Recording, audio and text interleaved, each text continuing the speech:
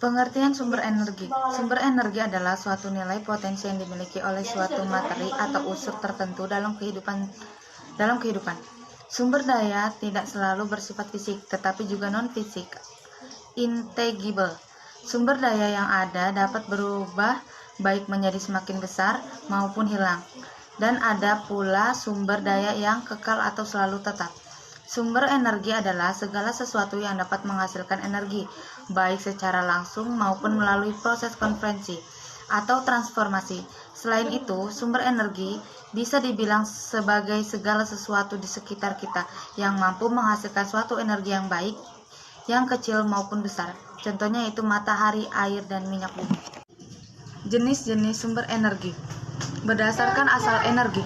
Energi primer adalah energi yang berasal dari sumber energi yang ditemukan di alam, antara lain air, surya, kayu, batu bara, minyak, dan nuklir. Sekunder adalah energi yang juga diperoleh dari sumber-sumber energi primer, antara lain listrik dan gas. Berdasarkan ketersediaannya di alam, energi terbarukan atau renewable energy adalah energi yang berasal dari sumber yang dapat dengan cepat dipulihkan kembali secara alami dan prosesnya berkelanjutan. Energi terbarukan antara lain panas bumi, matahari, angin, air, dan biomasa. 2. Energi terbarukan. A. Energi surya. Energi surya adalah energi yang dikumpulkan langsung dari cahaya matahari. Matahari adalah sumber kita yang paling kuat energi. Sinar matahari atau energi surya dapat digunakan untuk pemanasan rumah, pencahayaan dan pendinginan, dan bangunan lainnya, pembangkit listrik, pemanas air, dan berbagai proses industri. Sebagian besar berbentuk energi terbuka berasal baik secara langsung maupun tidak langsung dari matahari. 2. Energi terbarukan. A. Energi surya. Energi surya adalah energi yang dikumpulkan langsung dari cahaya matahari. Matahari adalah sumber kita yang paling kuat energi. Sinar matahari atau energi surya dapat digunakan untuk pemanasan rumah, pencahayaan dan pendinginan, dan bangunan lainnya, pembangkit listrik, pemanas air, dan berbagai proses industri. Sebagian besar untuk energi terbarukan berasal baik secara langsung atau tidak langsung dari matahari.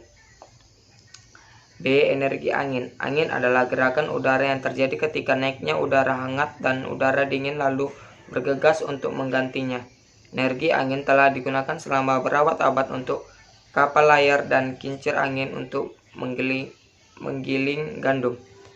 Sekarang ini energi angin ditangkap oleh turbin angin dan digunakan untuk menghasilkan listrik. Karena matahari memanaskan permukaan bumi secara tidak merata, maka terbentuklah angin. C. Energi air.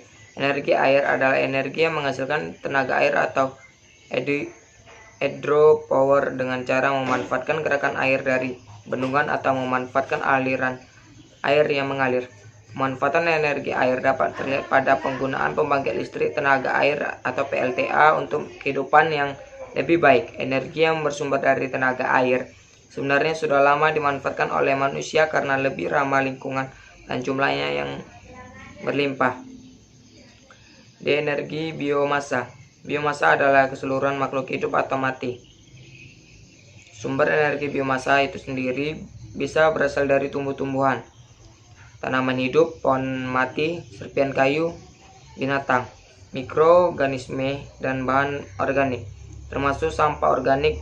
Energi biomasa juga dapat digunakan sebagai pembangkit listrik tenaga biomasa atau PLTI.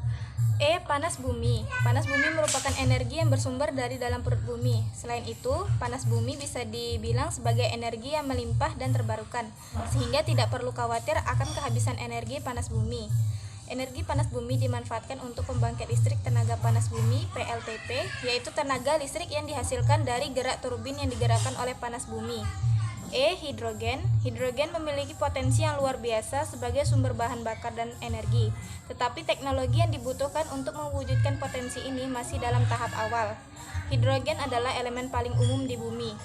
adalah 2/3-nya hidrogen, tapi hidrogen di alam selalu ditemukan dalam kombinasi dengan unsur lainnya. Setelah dipisahkan dari unsur-unsur lain, hidrogen dapat digunakan untuk menggerakkan kendaraan, menggantikan gas alam untuk pemanasan dan memasak, dan untuk menghasilkan listrik. G. Energi samudra. Lautan menyediakan beberapa bentuk energi terbarukan, dan masing-masing didorong oleh kekuatan yang berbeda. Energi dari gelombang laut dan pasang surut dapat dimanfaatkan untuk menghasilkan listrik, dan energi termal laut dari panas yang tersimpan dalam air laut dapat juga diubah menjadi listrik. 1. Energi tak terbarukan. A. Batu bara. Proses pembentukan batu bara mirip dengan pembentukan sumber energi fosil lainnya. Batu bara berasal dari makhluk hidup dan mikroorganisme yang mati dan terkubur selama berjuta-juta tahun. Setelah melalui proses yang panjang disertai pengaruh suhu dan pergerakan lapisan bumi sehingga menghasilkan lapisan-lapisan yang tebal dan tertimbun di dalam tanah batu bara. Manfaat batu bara bagi kehidupan sehari-hari antara lain: 1. Sumber energi pembangkit listrik. 2. Industri produksi baja. 3. Bahan bakar cair. B. Minyak bumi. Minyak bumi cairan kental berwarna hitam yang sebagian besar terdiri dari hidrokarbon, sehingga bila dibakar akan menghasilkan gas karbon dioksida dan air.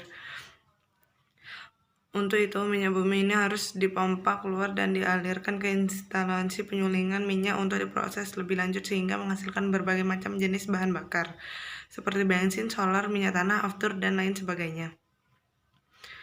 Manfaat minyak bumi bagi kehidupan sehari-hari yaitu: 1. Sebagai bahan bakar. 2. Sumber gas cair. 3. Industri kimia.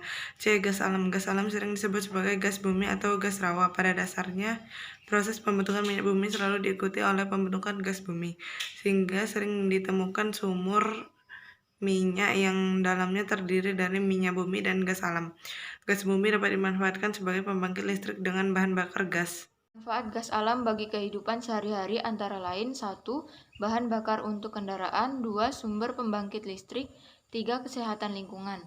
Penggunaan sumber energi. Penggunaan sumber energi secara umum, baik itu energi terbarukan ataupun non-terbarukan, adalah sebagai berikut. 1. Penggunaan energi untuk keperluan industri. 2. Penggunaan energi untuk keperluan rumah tangga. 3. Penggunaan energi untuk keperluan transportasi. 4. Penggunaan energi untuk keperluan komersial. Dampak: 1. Pencemaran udara CO2, penyumbang utama sektor pembangkit listrik. 2. Kerusakan lingkungan di daerah tambang, pencemaran sungai, penurunan kualitas tanah, gangguan terhadap kualitas air tanah, pencemaran udara dan polusi udara. 3. Menurunkan jumlah O2 terlarut yang dibutuhkan organisme air. 3. Meningkatkan kecepatan reaksi kimia sehingga meningkatkan kadar racun di air. 4. Mengganggu kehidupan ekosistem di air. Bahkan jika suhu air terlalu tinggi, akan menimbulkan kematian populasi pada ekosistem air. Solusi terhadap keterbatasan energi: 1. Penghematan energi. 2. Pemanfaatan sumber energi terbarukan sebagai sumber energi alternatif. 3. Tingkatkan fokus pada teknologi penyimpanan. 4. Meningkatkan inisiatif efisiensi energi. 5. Lakukan audit energi. 6. Bersama peduli terhadap perubahan iklim.